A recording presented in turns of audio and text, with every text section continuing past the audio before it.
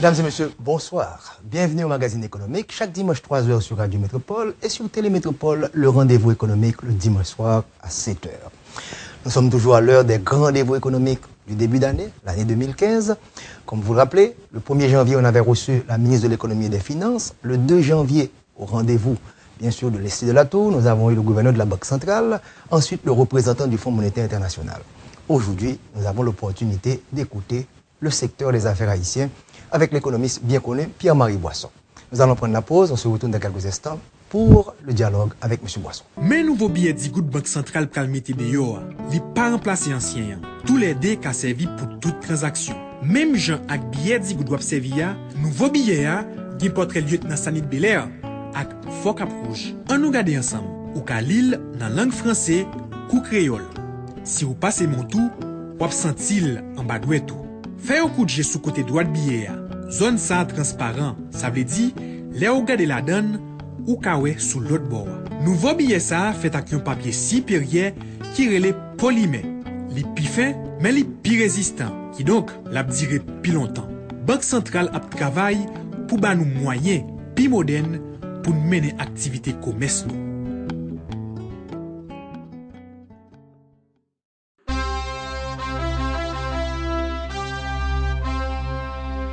Grâce à grossi pour la douane recevoir dans mes gouvernements, li vinn gen plus jèvrine pour le goumen contre contrebande à contrebandier.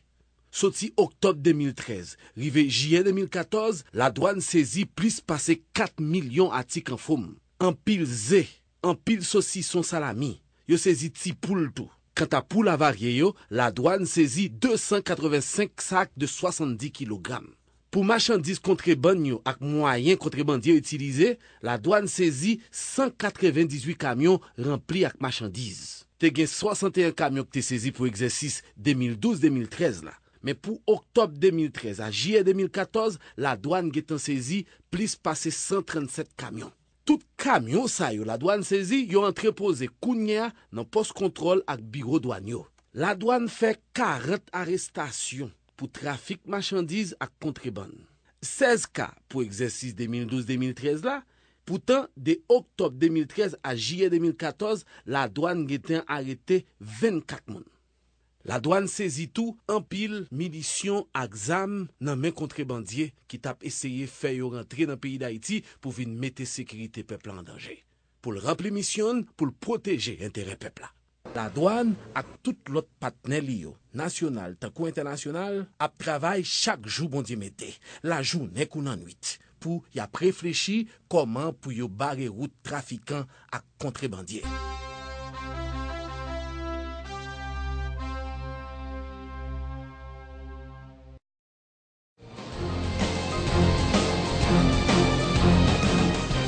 Comme annoncé, nous avons le plaisir et l'honneur de recevoir une nouvelle fois dans notre salon économique l'économiste haïtien bien connu Pierre-Marie Boisson pour analyser l'évolution de l'économie mondiale et l'économie haïtienne. Pierre-Marie Boisson, merci d'avoir répondu à l'invitation et bonne année 2015. Bonne année, Kestner. Je souhaite vraiment une année de renouveau à Haïti. Et à on attend depuis longtemps ce renouveau. Est-ce que c'est finalement cette année? Je pense que c'est une année qu'on ne peut pas rater. Je pense qu'on est forcé de donner un meilleur signal après 100 ans d'occupation et après 5 ans d'après-séisme. Mais vraiment, je suis encore très heureux de pouvoir me retrouver à cette table. Hein? On n'est pas éternel, ça peut ne pas se reproduire, mais chaque année, c'est un très grand plaisir pour moi de me retrouver avec toi, Kestner. Et je pense que le public, les hommes d'affaires, les étudiants en profitent bien. Faisons le bilan. D'abord de l'année 2014, l'économie internationale et l'économie américaine qui a connu une forte reprise, l'euro qui piétine, le baril de pétrole qui chute. Donc il y a eu plusieurs grands événements. Quelle lecture vous avez fait? Parce que je sais que vous suivez ça au quotidien, l'évolution de l'économie mondiale. Après, on verra l'impact sur l'économie nationale. Question sans être présomptueux, je dirais que je n'ai qu'une surprise cette année, c'est de voir l'importance de la chute du prix du pétrole. Mais à part ça, je pense que c'est une économie qu'on s'attendait déjà, bon, j'ai appelé ça le scénario à la japonaise. On s'attendait à ce que la reprise de l'économie mondiale après cette forte crise de 2008, 2007-2008, qui s'est terminée en 2009, on s'attendait à ce que l'économie mondiale et les grandes économies aient une croissance relativement lente. Et le risque, je l'ai toujours dit, enfin je l'ai répété, n'est pas un risque inflationniste, mais peut-être un risque de déflation. Comme ce qui s'est passé au Japon après 1989, donc les années 90 et 2000. L'économie donc a été un peu décevante, on dirait, parce que bon, la croissance avant la crise, elle était de l'ordre de 4% l'an, avec une croissance des pays émergents très forte. Aujourd'hui, la croissance est 3,3 pour l'année 2014, qu'on prédit probablement qu'on aura légèrement différent avec la baisse des prix du pétrole, mais disons qu'une croissance de 3,3 pour l'économie mondiale et une croissance de 3,8 prévue pour l'année prochaine. Et avec une très bonne nouvelle, la locomotive de l'économie mondiale, que les États-Unis ont vraiment montré, ont démontré encore que c'est une économie qui est très, très, très bien gérée et très forte, très diversifiée, capable de rebondir et de répondre à toutes les crises. Ceci étant dit, et je dirais moi-même, regardons un petit peu l'histoire. La dernière fois qu'on a eu une crise de l'ampleur de cette crise-là, c'était dans les années 30. 29-33 était la Grande Dépression.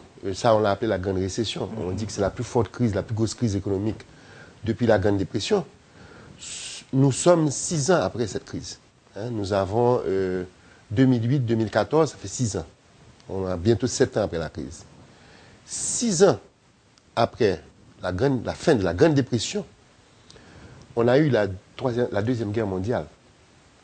Nous avons eu une commotion qui a été la plus importante de toutes les commotions qu'a connu le monde, avec des millions de morts, avec des chocs économiques, des chocs sur les patrimoines, des chocs sur les actifs mondiaux et des bouleversements positifs aussi, extraordinaires. Je peux dire avec grande satisfaction et que c'est une des choses que beaucoup de gens attendaient à l'époque. La grande récession était supposée conduire à des chocs. Il y avait des articles qui avaient été écrits dessus. 6 ans après, je ne pense pas. Je pense que nous avons des guerres. Nous avons des guerres. Le Moyen-Orient est Dans très les zones et agité. les régions, mais pas mondiales. Mais Heureusement. je ne crois pas aujourd'hui qu'on soit à la veille d'une guerre mondiale. Okay. Je pense qu'on a des problèmes, terrorisme, des spots.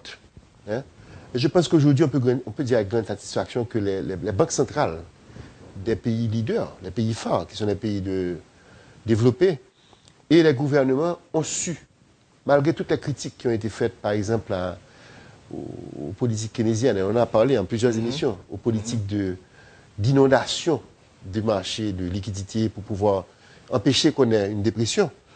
Je pense qu'aujourd'hui, l'histoire a montré que ce n'est pas que les risques ont disparu. Il y a encore des risques inflationnistes, il y a encore des risques de retour de bâton. Il y a des risques toutes sortes de risques. On a géré des risques tout le temps. Mais aujourd'hui, on n'a pas eu la Deuxième Guerre mondiale. On a une économie américaine qui reprend de façon relativement forte, quand même 5% le dernier trimestre.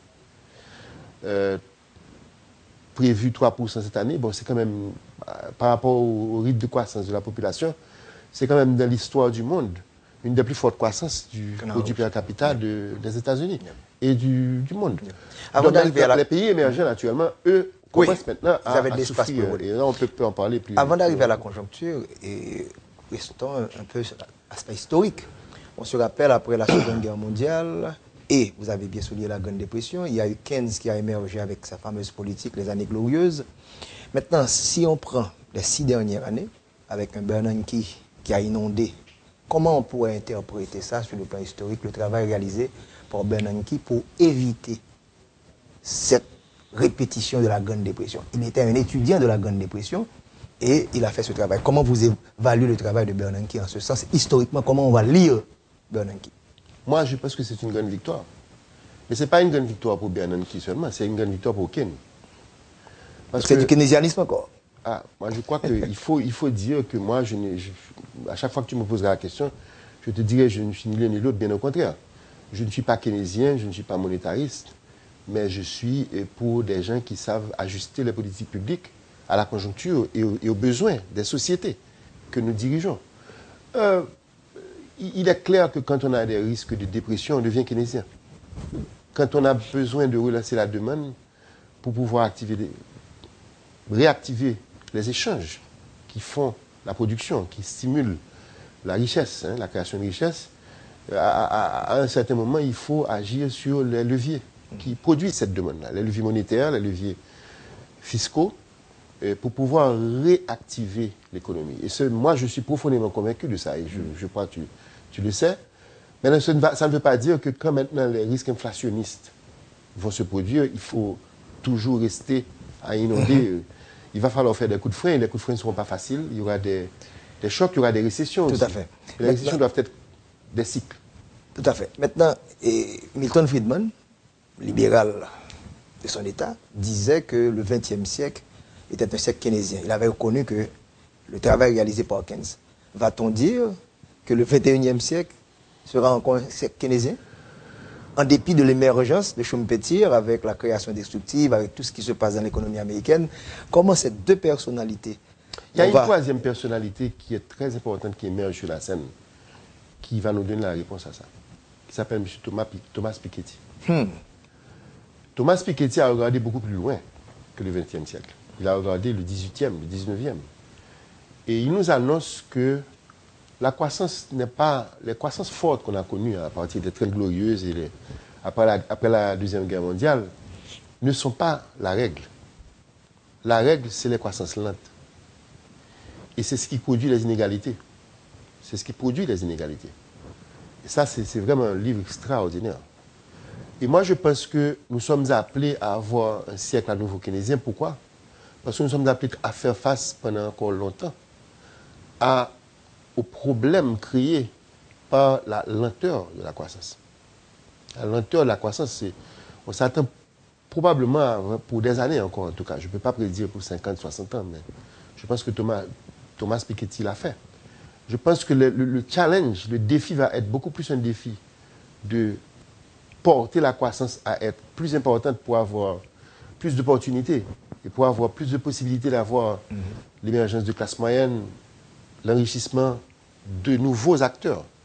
Parce que sa thèse se repose particulièrement sur l'inégalité oui, parce que de la redistribution de la richesse. C'est quand même un livre de 950 pages. Ah oui, c'est lourd. Et je ne peux pas vraiment résumer une thèse en 2 mots. Mais je dirais que le point central du livre de Thomas Piketty, c'est de vous dire, en réalité, quand une croissance est lente, dans tous les pays du monde, mais particulièrement les pays développés, automatiquement, le poids des patrimoines hérités et des patrimoines déjà construits, déjà acquis, devient plus important parce que le retour sur investissement est plus important que la croissance. Donc, quand le retour sur investissement, par exemple, est de l'ordre de 4 à 5%, vous avez une croissance du produit per capita de l'ordre de... Enfin, pas du produit per capita, du produit intérieur brut, de l'ordre de 1%. Forcément, les gens qui étaient déjà riches deviennent plus riches. Ils deviennent plus riches. Et vous avez des difficultés à créer des emplois et à avoir de nouvelles personnes à s'enrichir, à rentrer dans la classe moyenne, à devenir plus riches, etc. Donc vous avez des problèmes maintenant qui débordent sur des problèmes sociopolitiques parce que vous avez des creusements d'inégalités. Et aujourd'hui, si vous regardez la croissance américaine, avec tout ce que je peux dire de bien des États-Unis, mais il y a par exemple Stiglitz. Joseph. Stiglitz, qui est un autre géant, prix Nobel, vous enseigne que les 30 dernières années, l'essentiel des fruits de la croissance a été concentré au top des 1% de la société américaine. Et on a multiplié par, je ne sais pas, 5 ou 6, le nombre de milliardaires en faisant la liste de Forbes Magazine. Donc, ça a créé une dynamique politique aux États-Unis qui favorise les démocrates. Mais comment interpréter la thèse de Piketty qui parle de patrimoine, d'héritage, avec l'émergence des nouveaux milliardaires américains, puisque vous en parlez, des Bill Gates, 81 milliards, vous allez, Steve Jobs est mort, bien sûr, mais vous allez voir Zuckerberg, 31 milliards, vous allez avoir Michael Dell, ces nouveaux milliardaires qui n'ont pas hérité. Non, absolument. Il y a une nouvelle donne qu'il ne faut pas nier. Il y a une nouvelle donne positive. C'est qu'il y a eu une classe de salariés et de gens qui n'étaient pas riches, ou des innovateurs, des gens comme Steve Jobs, qui ont découvert, qui ont fait des découvertes, qui ont été des innovateurs et qui sont devenus très riches. Il y a également des managers qui gèrent des grosses entreprises, qui sont des employés, qui sont devenus multimillionnaires, pour ne pas dire milliardaires. Les stock options, ça fait une différence. Mais le problème, c'est que ces gens ne sont pas très nombreux, malgré tout. Et quand ils arrivent, il y a une chose qui est extraordinaire. Si je prends le cas de Bill Gates, qui était l'homme le plus riche du monde, de temps en temps, il partage avec les Mexicains. Carlos Slim. Mais aujourd'hui, la croissance de la fortune de Bill Gates se fait sans lui. Ah ouais. C'est-à-dire que Bill Gates est un monsieur qui passe son temps à faire du philanthrope, à être un philanthrope. Mais la croissance de sa fortune est aussi rapide, sinon plus rapide, que quand il travaillait 12 heures, 14 heures par jour. Actionnaire minoritaire aujourd'hui à Microsoft. OK? Ça veut dire que le drame, ce n'est pas l'individu qui a été une étoile brusquement, qui s'est révélé au monde, etc., et qui a pu devenir très riche. Le problème, c'est qu'après, il devient maintenant un rentier. Il devient quelqu'un qui bénéficie d'une situation qui est mathématique. Le taux de retour sur investissement est plus important que la croissance. Et la croissance américaine ralentit. La croissance de la population ralentit aussi. Maintenant, les Américains sont encore supérieurs aux autres en comprenant l'importance de l'immigration. Parce que les Américains sont les meilleurs à corriger les problèmes de la faible croissance de la population en acceptant plus d'immigrants chez eux. Ça, c'est très important. Parce que c'est ce que la migration fait une différence. La migration fait une différence dans la jeunesse de la population.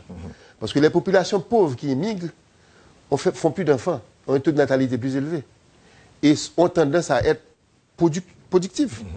Donc, quand elles immigrent, il faut savoir corriger le vieillissement de la population avec l'immigration, ce que n'a pas fait le Japon. Aujourd'hui, l'une des choses que le Japon doit faire comme réforme, c'est aujourd'hui de réformer son marché du travail, d'accepter plus d'immigrants, de donner l'accès au marché du travail aux femmes, pour pouvoir rajeunir, pour pouvoir avoir une meilleure force de travail. Voyez?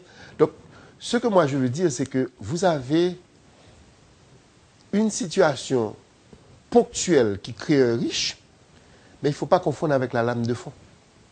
La lame de fond d'une économie lente, c'est l'enrichissement des gens qui sont déjà là et le manque d'opportunités pour ceux qui ne sont pas encore là. Donc la démographie joue un rôle important dans le développement économique. Nous recevons Pierre-Marie Boisson, nous sommes à l'heure des grands rendez-vous économiques en début d'année 2015. Nous prenons la pause, on se retrouve d'ici quelques instants pour la deuxième partie de l'émission. Mais nouveau billet di Good Bank Central pral mette de yo a, li pa remplace ancien yan. Tous les dés ka servi pour toute transaction. Même Jean ak billet di Good Wap servi a, nouveau billet a, gen portrait lieutenant Sanit Belair ak Fok Ap Rouge. An nou gade ensemble. Ou ka lil nan langue français kou créole. Si ou passe mon tout, wap sentil en bas douet tout. Fè un coup de jet sous côté droit de billet a. Zone ça transparent, ça veut dire, les ou gade la donne, ou kawe sous l'autre bord. Nouveau billet ça fait avec un papier supérieur qui relève polymère. Li pi fin, mais li pi résistant, qui donc l'a duré pi longtemps. Banque centrale a travail pour ba nous moyens pi moderne pour mener activité commerce nous.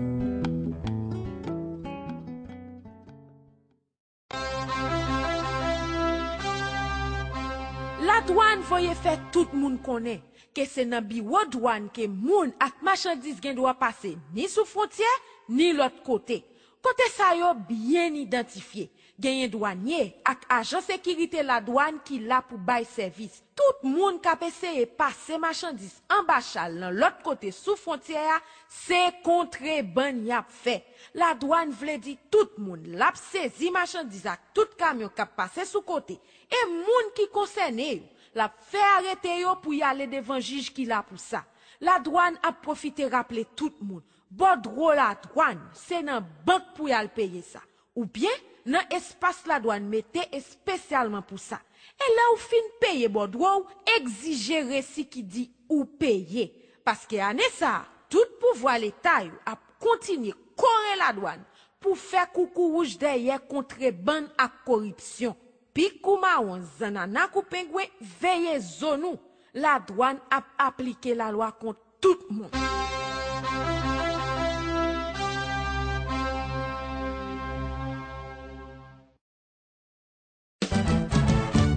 Li campé à côté, la défense intérêt, la fait affaire marché, toujours Jean ou tablé, ou toujours faire confiance, passer le bon performance, pour satisfaire sans mode, lorsque client Sogé Banque, Sogé Banque, toujours bon côté mes amis, Sogé Banque, toujours bon côté, Sogé Banque, toujours bon côté mes amis, Sogé Banque, toujours bon côté, Sogé Banque.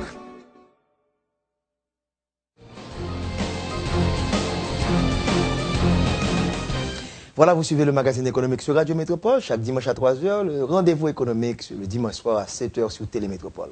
Notre invité, maintenant, il est devenu également une icône de cette émission. Chaque année, il est avec nous pour nous donner le point de vue du secteur des affaires sur la situation économique mondiale et nationale.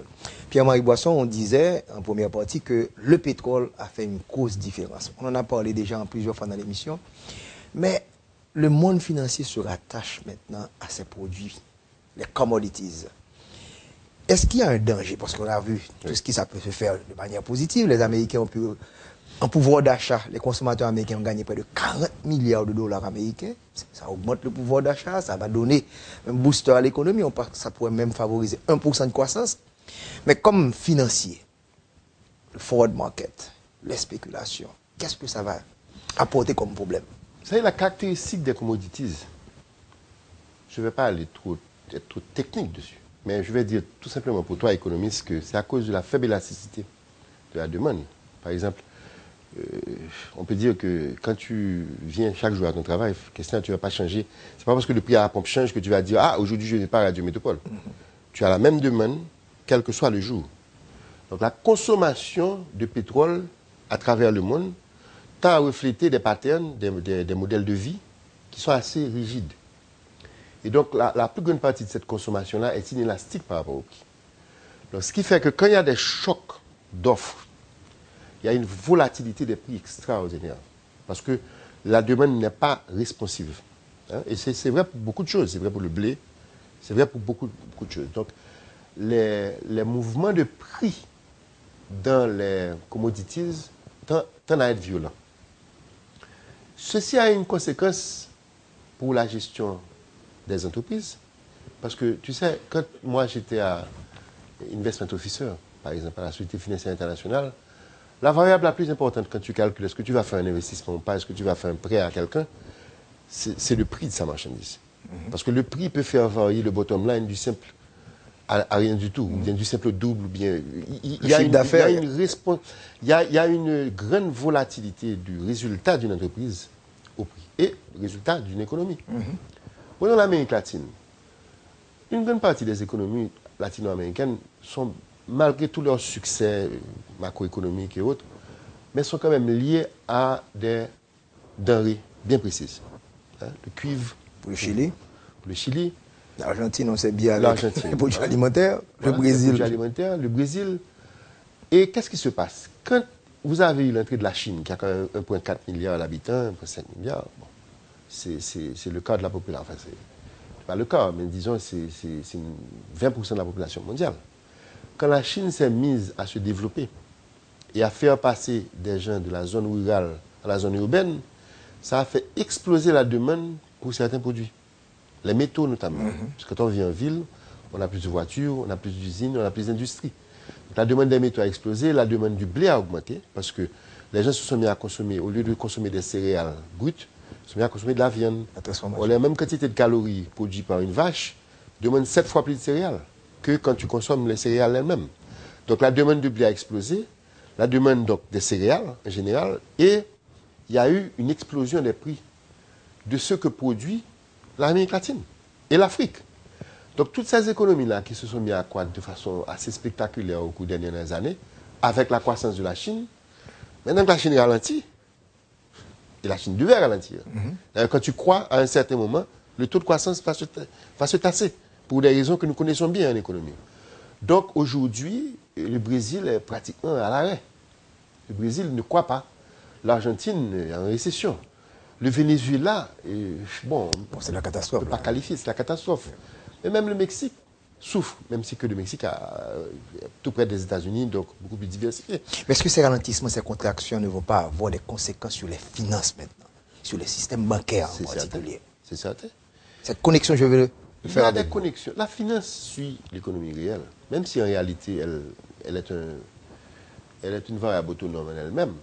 Mais quand même, quelque part, je dis toujours ça, quand on critique le système bancaire, il ne faut pas de crédit. Je dis, ne faites pas crédit à quelqu'un qui n'a pas d'argent. Si la personne n'a pas une activité qui marche, mais c'est la même chose au niveau mondial. C'est-à-dire qu'automatiquement que ceci va se passer, il y a toute une série de flux de capitaux qui traversaient du nord au sud, qui ne vont plus traverser. Parce que Les fameux il y pétrodollars. a des ramifications entre la baisse de la demande agrégée, par exemple. Même le Pérou, qui est l'économie la plus florissante des dernières années. Mais, écoutez, le Pérou aussi est aussi lié au secteur minier.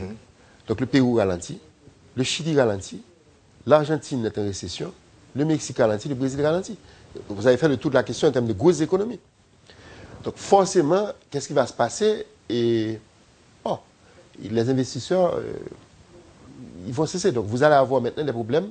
Des nations qui étaient devenues créditrices, qui avaient équilibré leur budget, vont devenir déficitaires. Parce que leurs revenus ne suivent pas. Et politiquement, c'est beaucoup plus difficile d'ajuster les dépenses que les revenus. D'accord? Donc, il va y avoir des situations brusquement de déséquilibre. Il y aura des situations de déséquilibre dans d'autres zones du monde aussi. Donc, la façon de régler ces problèmes-là, c'est la diversification. Mais aujourd'hui, la plupart de ces économies ne sont pas diversifiées autant qu'on croit. Le cas de la Russie, c'est extrêmement grave. Les La recettes Russie- pétrolières, la la Russie balance est un pays- commerciale. C'est un cas d'école. C'est un cas d'école. Voilà un pays qui a voulu, pour être un petit peu audacieux, je dirais, faire renaître l'Union soviétique. Puisqu'il y a à peine un an, Kistner, de quoi on parlait? La peur de revoir l'émergence d'une Russie qui envahit ses voisins, qui devient comme l'Allemagne, hein, qui envahit, et qui commence à être... Chaque petit pays qui a une communauté russe devient une annexion de la Russie. Et qui s'est trouvé face à des sanctions, mais la Russie alimentant des pays comme la France, l'Europe, en produit. Donc, ils avaient un pouvoir de chantage. Et puis, brusquement, le pétrole passe de $100 à moins de $50. La Russie s'effondre. La monnaie perd de sa valeur. Donc, la Russie ne peut pas être arrogante. Donc il faut avoir des moyens financiers pour Écoutez, on critique les ambitions politiques. On critique l'arrogance des États-Unis, mais bon, oui.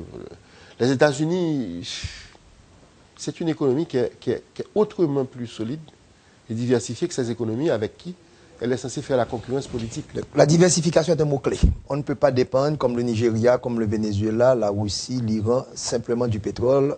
Le faire, c'est un choix extrêmement dangereux. Et pour être diversifié, il y a des politiques publiques qui accompagnent ça. Par exemple, il faut avoir une monnaie flexible. Les États-Unis ont une monnaie très flexible. Ils ont su déprécier après la récession. Maintenant, la monnaie reprend de la valeur. Les États-Unis ont, comme je l'ai dit tout à l'heure, une politique d'immigration souple. Aujourd'hui, ça leur crée des problèmes politiques à l'intérieur, des conflits entre partis. Mais il est un fait certain qu'aujourd'hui, vous avez une partie substantielle de la population américaine qui est venue d'autres pays. Donc vous avez une force de travail beaucoup plus forte et beaucoup plus diversifiée. Donc la diversification et la flexibilité, ce sont les différentiels entre la Russie et les États-Unis, selon vous, là? Écoutez, moi j'ai lu un livre il y a peut-être 20 ans, que je citais à une époque dans les interviews, ça s'appelle The Adaptive Economy. Je ne me souviens plus de l'auteur. Les auteurs, c'était des auteurs. L'une des façons les plus sûres d'avoir une économie qui ne va pas s'effondrer, c'est d'avoir une économie flexible. Et une des choses qu'il faut flexibiliser, c'est la monnaie. Quand on a une monnaie fixe, on a un élément en moins dans la politique publique.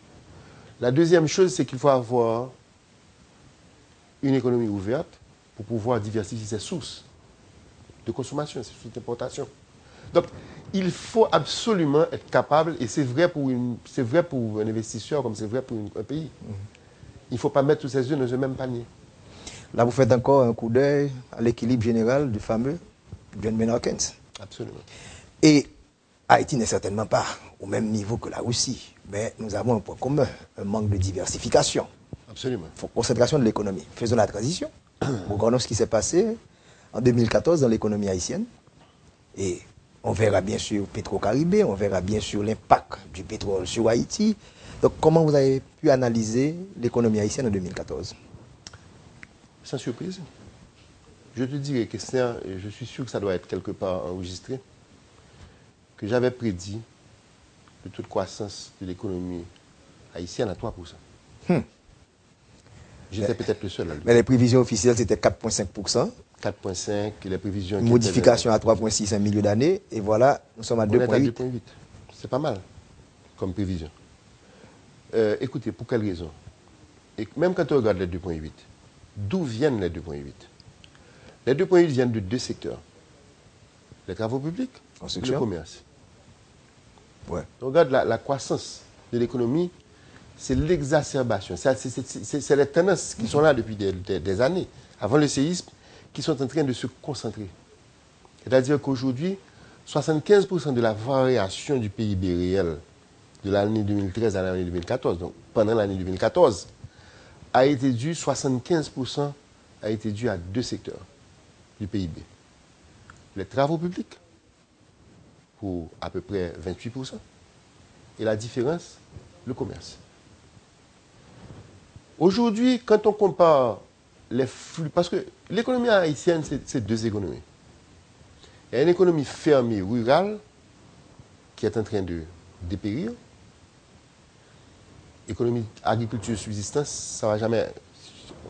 On peut avoir une année brillante comme l'année dernière, bon, mais si on regarde 5 ans en arrière, l'agriculture n'a pas fait un pas. C'est-à-dire que c'est zéro. Hein? La somme des croissances et des décroissances entraîne une agriculture, donc ça entraîne la migration. Cette migration doit être absorbée par d'autres secteurs. Et d'ailleurs, même la modernisation de l'agriculture va entraîner une mécanisation et va entraîner une diminution du besoin humain. Donc, va entraîner également la migration. Cette migration doit être absorbée par l'industrie. Mais ça fait 2 ans que le secteur manufacturier haïtien a une croissance de 2,2% par année. Si là, une croissance de 2,2% par année, c'est à peu près zéro, parce que la population, quoi, 2,2% par année. Donc, aujourd'hui, notre économie croît à partir de l'économie urbaine. Une économie urbaine qui n'est pas soutenue par une industrie, qui est soutenue par les capitaux de transfert. Alors, c'est quoi les transferts? On regarde Haïti 5 ans en arrière. On regarde 2009-2014. En 2009, Haïti recevait 2,8 milliards de dollars américains de devises venant de l'extérieur. Aujourd'hui, on reçoit à peu près 5 milliards. Quand on corrige des fuites de capitaux, le produit net... Quelles sont les composantes? Eh bien, justement, les composantes sont de l'ordre de 3. Il y a 3 sources de devises. Il y a 3 sources de devises en Haïti. Il y a les exportations. C'est à peu près 1 milliard. Exportation de biens. Quand on ajoute les services, ça fait 1,5 milliard. Bon, on dirait un bon tiers, pas vrai? Il y a 2 milliards bruts de transferts. Quand on retire les 250 qui retournent dans l'autre direction, les transferts vers l'extérieur, bon, ça fait 1,8, à peu près 1,7, 1,8 milliards. Mais je dirais que dans le panier, à peu près 2 milliards viennent de la diaspora. Et la diaspora est autre transfert, hein, parce qu'il y a des transferts qui ne sont pas la diaspora. Bon, ça, on peut en parler. Maintenant, la troisième source, c'est l'aide externe. Mais justement... Qui tend à diminuer. Le problème qui se passe en Haïti, et il y a un bon côté et un mauvais côté. Nous avons eu 2 événements majeurs dans l'histoire d'Haïti. Enfin, l'histoire récente. Les 4 cyclones qui sont passés en 2008, septembre 2008, en une semaine, 4 cyclones, qui ont inondé 10 villes du pays et qui ont produit une catastrophe de grande proportion. Et il y a eu l'entrée de Bill Clinton comme envoyé spécial, il y a eu le Petro-Caribé qui a commencé à être dépensé, parce qu'on recevait de l'argent depuis 2008, mais on n'avait pas encore dépensé. Et puis donc, il y a eu on a commencé à injecter de l'argent extérieur en grande masse. Donc le volume de devises est passé de 2 milliards à 2,8 milliards. Mais maintenant, il y a eu le séisme. Donc on peut parler par exemple du rapport de la Banque mondiale tout à l'heure sur ça. L'importance. Mais le séisme a apporté un bond du volume de devises reçues par Haïti de 2,8 milliards en 2009 à 5 milliards. Maintenant, ce bond a duré 1 an. Mais il a continué à être un peu moins que 5 milliards qu'on recevait, mais à partir d'une transformation de 2 sources de transfert. l'aide externe qui diminue pour retrouver le niveau qu'elle a eu avant le séisme. Aujourd'hui, je vais prendre un exemple très simple. Les dons extérieurs. Les dons à Haïti représentaient... Depuis 2002, à peu près, la Banque mondiale a décidé qu'Haïti ne mérite pas des prêts. Et pour des raisons qu'on peut élaborer. Donc, on nous donne des dons. On nous donne l'argent. Bon, il y a les prêts, mais aujourd'hui, les prêts à Haïti, c'est essentiellement le Petro-Caribé, qui est une autre forme de don. Mais les dons sont passés de 400 millions à 1 milliard 750 millions en 2010. Et ils descendent. Ils descendent. Ils sont aujourd'hui à 500 millions. Donc vous avez 1 milliard 200 millions de moins de dons en Haïti en 2014 que nous avions en 2010. Qu'est-ce qui a créé la différence? La différence a été essentiellement créée par l'aide externe, par les remittances, les transferts de devises, qui sont aujourd'hui 40% des devises que reçoit Haïti, plus que 40%. 40% du brut sont aujourd'hui des transferts de 2 milliards. 2 milliards par rapport à 5 milliards. Pour prendre une perspective, si on remonte à 2009, on recevait 2,8 milliards, il y avait 1,2 milliard de transferts là-dedans. 1,3. Donc aujourd'hui, nous sommes passés d'un tiers à peu près, un peu plus qu'un tiers, à 40%. Donc l'importance des transferts de la diaspora est internationale. Donc c'est une économie qui devient de plus en plus une économie qui vit d'une épargne générée à l'extérieur et qui ne produit pas. Donc forcément, le PIB haïtien, c'est quoi? Dans la ville qui croît, c'est les retombées de ces transferts de la diaspora. Nous allons prendre une pause, mais ce sujet d'importance parce que vous analysez de manière structurelle l'économie haïtienne. Ce n'est pas quelque chose conjoncturel, c'est quelque chose que vous avez observé pendant des années. Donc dans la troisième partie, on va voir est-ce que la situation de pauvreté qui s'enlise, est-ce que ce n'est pas vraiment un changement nécessaire de cette économie. On prend la pause, on se retrouve dans quelques instants. Mais nouveau billet dit Good Banque Centrale pral mette deyo, li pas remplacer ancien. Tous les deux qui servi pour toute transaction. Même Jean ak billet dit Good wap servi ya, nouveau billet a, gen portrait lieutenant Sanit Belair ak Focap Rouge. On nous garder ensemble. Ou ka lil dans langue français, kou créole. Si vous passez mon tout, wap sentil en bas doué tout. Fais un coup de jet sous côté droit de billet a. Zone ça transparent, ça veut dire, les ou gade la donne, ou kawe sous l'autre bord. Nouveau billet ça fait avec un papier supérieur qui relève polymère. Li pi fin, mais li pi résistant, qui donc l'a duré pi longtemps. Banque centrale a travail pour ba nous moyens pi moderne pour mener activité commerce nous.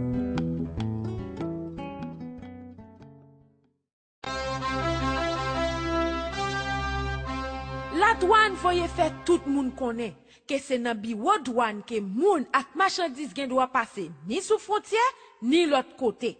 Côté ça yo bien identifié. Genyen douanier ak agent sécurité la douane qui là pour bay service. Tout moun ka essayer passer marchandise en bachal dans l'autre côté sous frontière, c'est contrebande y a fait. La douane vle di tout moun l'a saisi marchandise ak tout camion ka passer sous côté. Et moun qui concerné la fait arrêter yo pour y aller devant juge qui là pour ça. La douane a profité rappeler tout moun. Bon la douane, c'est dans banque pour y aller payer ça. Ou bien dans espace la douane mettez spécialement pour ça. Et là où fin payer bon exigez récit qui dit ou payer parce que année ça tout pouvoir l'état a continué correr la douane pour faire coucou rouge derrière contrebande à corruption. Puis Koumaon zanana kou pengwe veillez zonou. La douane a appliqué la loi contre tout le monde.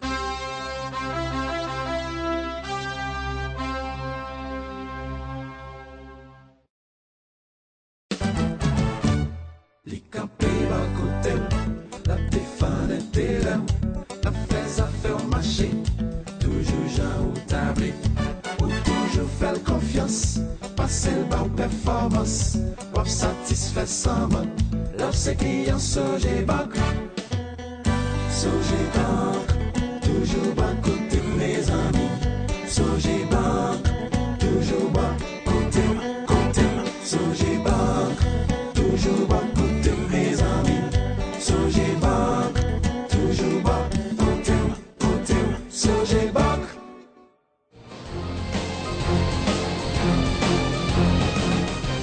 Vous suivez le magazine économique sur Radio Métropole. Chaque dimanche 3h sur Télémétropole, le rendez-vous économique le dimanche soir à 7h.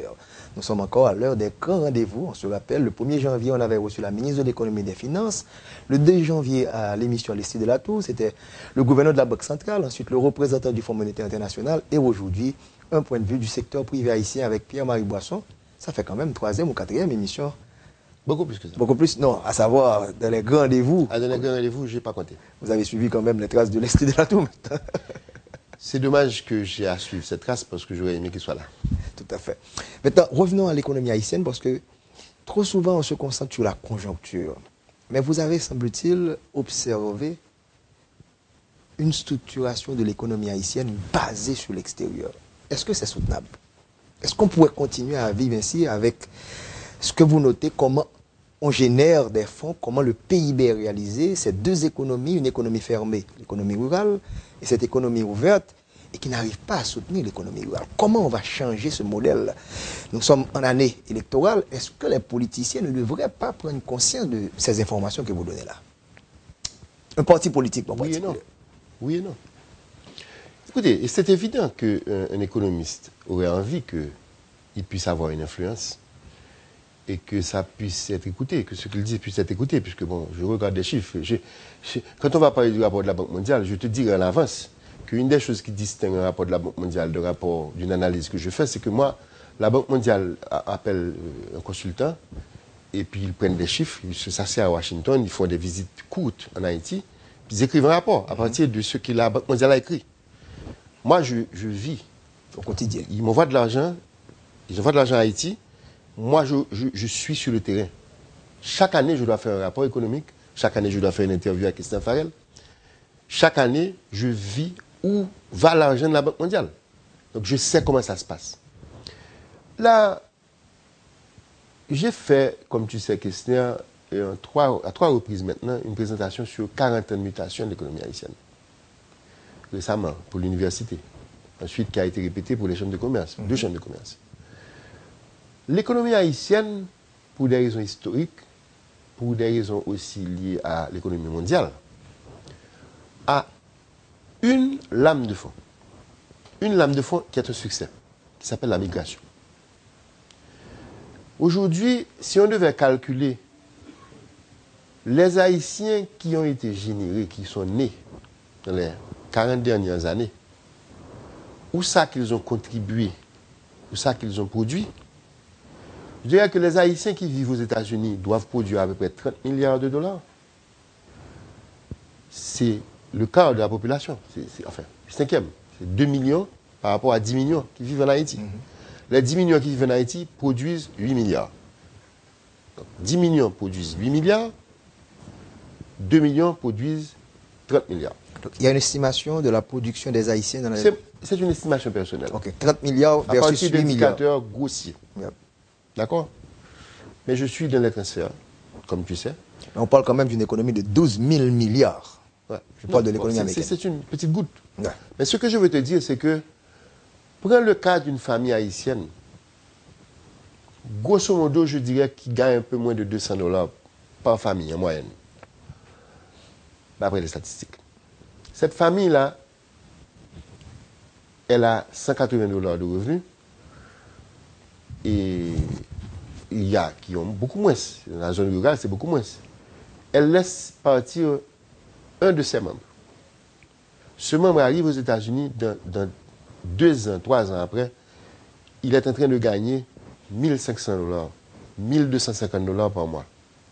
Donc c'est quelqu'un qui avait une famille qui gagnait 200 dollars, qui a traversé l'océan, s'il n'est pas mort, qui va gagner 10 fois plus. Bon, pas 10 fois plus, 8 fois plus.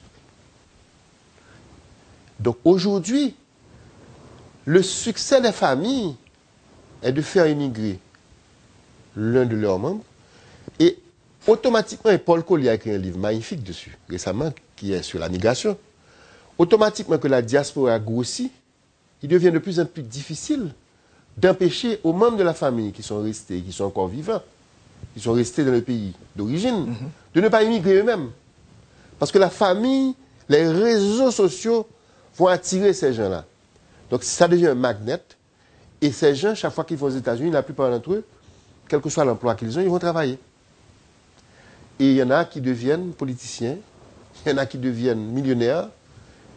Aujourd'hui, la migration haïtienne a été la réponse de la société haïtienne à notre impossibilité de gouverner la terre d'Haïti, pour des raisons historiques. Donc, quand on regarde Haïti aujourd'hui, d'où vient la consommation? D'où vient l'achat de lait, de pain, etc. Bon, écoutez, c'est très simple. Je vous ai dit qu'il y a 3 sources de devises, parce que l'économie urbaine, qui est aujourd'hui l'essentiel de la croissance, l'économie urbaine est une économie de services, qui vit des transferts, qui génèrent des activités commerciales, des activités de services, et qui emploie 80% des gens qui travaillent. Moi, je suis dans la microfinance, j'ai 39 000 clients. Bon, c'est vrai que j'ai 10 000 dans l'agriculture. Mais je peux vous dire que c'est là que se trouve l'activité. Mais cette activité-là, elle est financée par les transferts. Or, 100 $ américains transférés par une famille, c'est 100 $ qui va à sa famille, intégralement. Parce que si vous prenez l'équivalent de ces 100 $ qui seraient donnés en aide externe, il y a peut-être 20 $ qui va aller à la famille. Le reste va aller en consultant, en achat de pétrole, en achat... On parle de BTP, mais les routes, c'est de l'asphalte. Ce n'est pas beaucoup d'emplois. La construction de maisons qui se fait dans les bidonvilles, etc., oui, ça emploie de la main-d'œuvre. Mais les autres secteurs, bon, ce que glorifie la Banque mondiale comme ayant été... bon, écoutez, c'est beaucoup d'argent. Il y a beaucoup d'argent qui ne va pas bénéficier aux familles. Donc, aujourd'hui, l'effet des transferts sur Haïti est magnifié par l'importance des revenus qui vont alimenter la consommation. Donc, c'est une économie qui vit de plus en plus de transferts. Maintenant, est-ce que c'est bon? Est-ce que c'est bon? Est-ce que c'est pas bon? Bon, nous sommes pauvres, c'est pas bon. Donc, c'est pas bon. C'est pas un bon modèle. Parce que si c'était un bon modèle, on s'enrichirait. Une croissance beaucoup plus forte et des gestes. Mais attention, nous n'avons pas créé l'alternative. Et politiquement, quand nos dirigeants briguent des postes, eux, ce qu'ils voient comme opportunité pour pouvoir faire leur travail, c'est l'aide externe. Les priorités des gouvernants sont de voyager, de faire des conférences de donneurs, d'avoir de bonnes relations avec le Fonds monétaire, parce que c'est là que leur pouvoir d'achat se trouve. Donc, ils vivent de 2 sources. Ils vivent à 2 tiers de ces dirigeants étrangers, et à 1 tiers, ils vivent des importations, parce que les taxes, 75% des taxes, c'est sur quoi? C'est sur l'importation. Or, qu'est-ce qui génère l'importation en Haïti? Ce sont encore les transferts. Qui arrive, il faut Donc, consommer. 75% des revenus de l'État haïtien viennent de la diaspora indirectement à travers l'impact que ceci a sur la balance des paiements. Est-ce que vous pensez que le prochain gouvernement, le prochain président de la République, puisqu'on va avoir des élections, ne devrait pas se rendre son premier voyage, aller à Washington, rencontrer le président de la Banque mondiale, la BID, comme ça se fait? Il ne peut pas faire autrement. Non, mais c'est le modèle, à savoir d'aller garantir l'assistance externe. Avant l'indépendance, elle vivait d'esclavage. Le drame de l'économie haïtienne, c'est que les esclaves maintenant se sont enfuis parce que, bon, on les a libérés. Ils peuvent pas. L'esclavage est inhumain. Mais brusquement, l'économie de plantation s'est effondrée. C'est pourquoi Haïti était un mauvais modèle à ne pas suivre. C'est qu'on a isolé Haïti. Haïti a été un pays unique dans l'histoire du monde. Mais c'est la même chose. Aujourd'hui, vous êtes dirigeant d'Haïti. Mais vous allez visiter, vous allez prendre connaissance des dossiers. On parle du Premier ministre. Prendre connaissance des dossiers. Qu'est-ce qu'il va voir dans les dossiers? Alors qu'aujourd'hui, l'État haïtien vit de transfert. Vit des revenus directs et indirects provenant de l'aide externe. L'aide externe donnée par la Banque mondiale, la Banque interaméricaine, le Venezuela. Et l'aide externe donnée directement aux familles par la diaspora, qui elle-même est une forme d'aide, de solidarité, dont une partie des effets se retrouve dans l'assiette fiscale. Mais ce n'est pas parce que le premier jour, vous êtes obligé de tenir compte de l'existant, que vous devez prôner l'existant. Maintenant, allons plus loin. On peut prôner l'existant. Il y a des économies qui sont des économies du commerce. Les pays d'Arabie, Dubaï. Bon, si on veut faire d'Haïti une économie de commerce et de tourisme, on a des modèles dangereux, risqués. La Caraïbe. Les économies de la Caraïbe sont trop petites pour être productrices, pour être des nations industrielles. La plupart d'entre eux vivent de tourisme. Mais à ce moment, il faut changer les politiques publiques. Il faut avoir des politiques publiques axées sur l'environnement, axées sur l'accueil, axées sur la police. Mais nous avons une économie où la police est très faible, où vous faites la faiblesse de l'État, où l'environnement est très mal géré. Donc on ne peut pas développer une économie de commerce et de tourisme avec ça. Donc on pourrait avoir un modèle reconnaissant que nous ne sommes pas des producteurs. Mais aujourd'hui, 10 millions d'habitants, bon, tu devrais avoir autre chose que le tourisme. Ce tourisme ne crée pas beaucoup d'emplois directement dans le tourisme. Il crée des emplois dans les demandes de produits et services d'agriculture, la nourriture. C'est là que se crée l'emploi. Donc tu ne peux pas avoir, dans une nation de 10 millions d'habitants, le modèle économique que tu as dans une nation de 300 000 habitants ou de 150 000 habitants. Tu es obligé d'avoir, si tu veux employer la population et tu veux lui donner la prospérité, il faut développer la production. Aujourd'hui, Haïti, depuis 30 ans, n'a absolument, ils n'ont pas commencé un faisceau de politique publique vers la production. Et quand on parle de croissance, on me dit que la croissance haïtienne, c'est une des croissances les plus importantes de l'Amérique. Mais c'est une croissance basée à 75%, en tout cas entre 60 et 75%, basée sur une économie que je viens de te décrire. Mais la production manufacturière, qui aurait dû être la source d'emploi, elle est à la traîne, et la production agricole, elle est à la traîne. Donc on n'a pas une économie qui produit. Et on a 10 millions d'habitants employés. Pierre-Marie Boisson, 2015, 5 millions.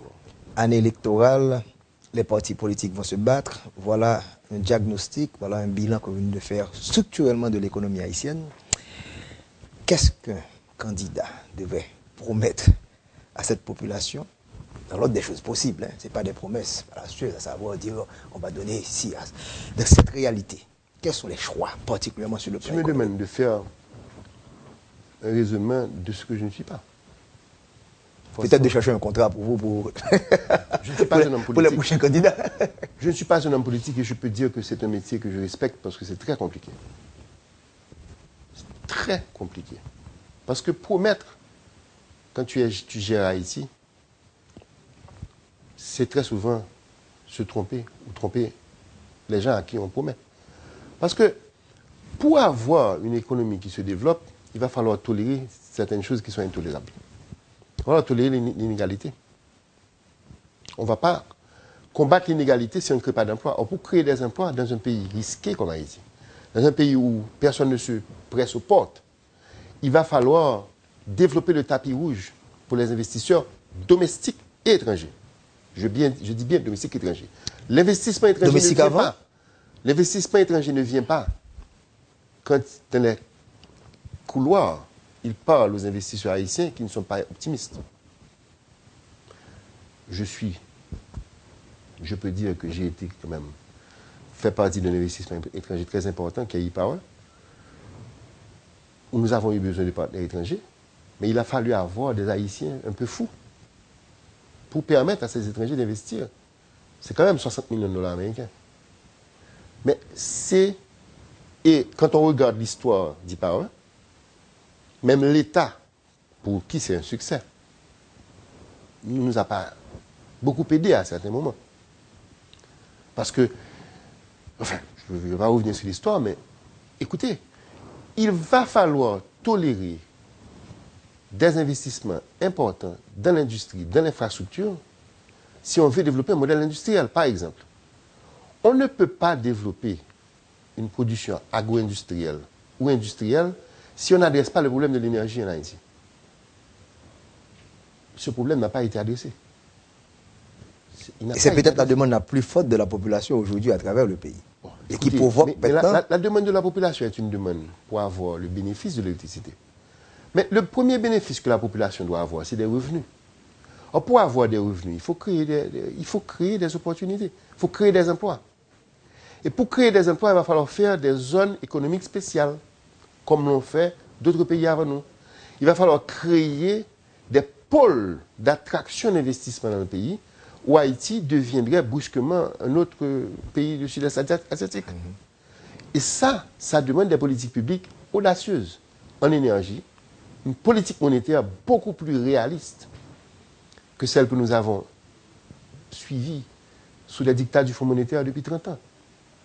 Écoutez, nous suivons une politique monétaire dans laquelle la seule chose qui est stable, c'est le taux de change. Ce n'est pas possible. Ça ne va pas développer Haïti. Si on veut développer la production, on ne peut pas se permettre d'avoir un taux de change surévalué. On ne peut pas se permettre d'avoir un taux de collection de la production énergétique de l'EDH et de ses usines privées qui est inférieur à 20% de ce qu'ils produisent. Donc l'électricité devient trop chère, elle est trop chère pour le pays, elle est trop chère pour les producteurs industriels. Prenons le cas de la mangue. Quand vous exportez une mangue fraîche, dans le prix de revient, il y a 8% qui est de l'énergie. Si vous voulez transformer cette mangue fraîche en une mangue, des produits dérivés, comme par exemple les jus de fruits, les fruits, les tranches, les frozen également, les frozen, etc. Aujourd'hui, au prix de l'énergie actuelle, le taux, le quotient du coût énergétique dans le prix final est de 33%. Donc, quand un pays concurrent a un prix d'énergie qui est la moitié du vôtre, ou qui est 2/3 du vôtre, mais vous ne pouvez pas faire la compétition internationale. Parce que votre prix de revient n'est pas rémunéré par les prix mondiaux venant de la compétition. Donc, il y a une urgence à adresser le problème énergétique si on veut changer la composition du PIB haïtien. Il y a une urgence à adresser le problème monétaire, donc voilà. Global. Nous allons terminer.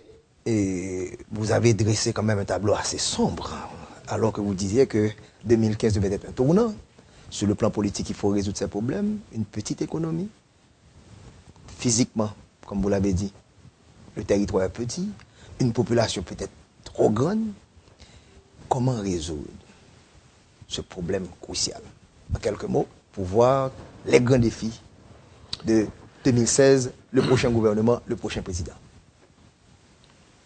En général, les pays qui font un turnover le font à la suite d'une crise. J'ai pensé que la crise du séisme en aurait été une. On l'a raté encore. On l'a raté. Il ne faut pas rater les crises. On a une crise politique actuellement. On aurait dû remettre en question certaines règles du jeu. La Constitution aurait dû être mise en question. Bon, on l'a pas raté, parce que je pense que la crise va se résoudre. Je pense qu'il y a eu de bonnes nouvelles. Je pense qu'il y aura de bonnes nouvelles. Je pense que la crise va se résoudre. Mais c'est dans ce sens que je dis que l'année va être une année de renouveau, parce que je pense qu'on va sortir de cette crise-là.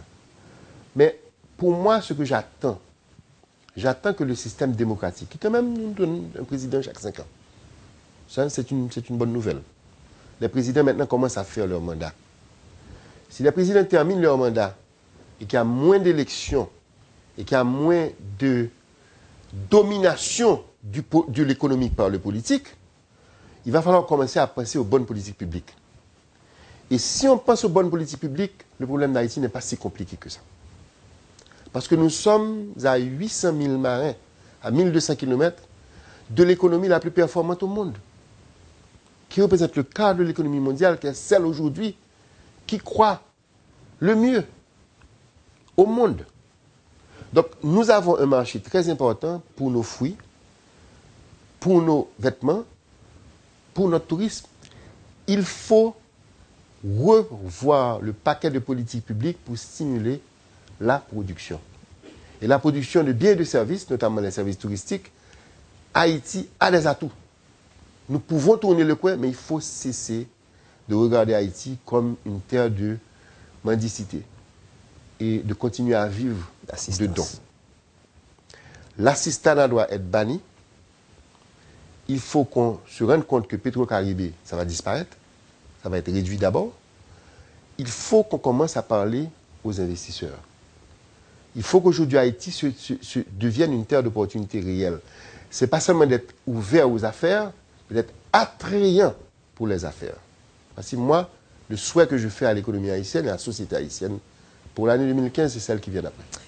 Merci Pierre-Marie Boisson, un grand plaisir. On espère se retrouver peut-être, on ne sait jamais, en 2016, pour voir si ce qu'on avait prévu pour 2015 et comment a été l'année 2015. Mais une petite prévision, c'est quoi la croissance pour 2015 que vous voyez dans votre boule de cristal? Je pense qu'on sera encore autour de 3%. 3% encore. Insuffisant. Mais je ne peux pas le prédire avec précision parce que c'est une année électorale. Il y a de grandes possibilités d'avoir des dérives qui pourraient faire varier d'autres variables qui pourraient avoir une influence sur la croissance, dont le taux de change. Taux d'inflation? Bon, le taux d'inflation, moi, je le situe. Si on continue les politiques actuelles, entre 6 et 8%. Mais je pense qu'il va falloir, si vraiment on doit imprimer un rythme nouveau à l'économie, probablement qu'on aura une inflation un petit peu plus élevée. Taux de change? Bon, le taux de change aujourd'hui, moi, je l'ai prédit à 48 en fin d'année, mais encore une fois, basé sur l'existant. Et on ne sait pas ce qui peut se passer. Merci bien, Mike Boisson. Merci.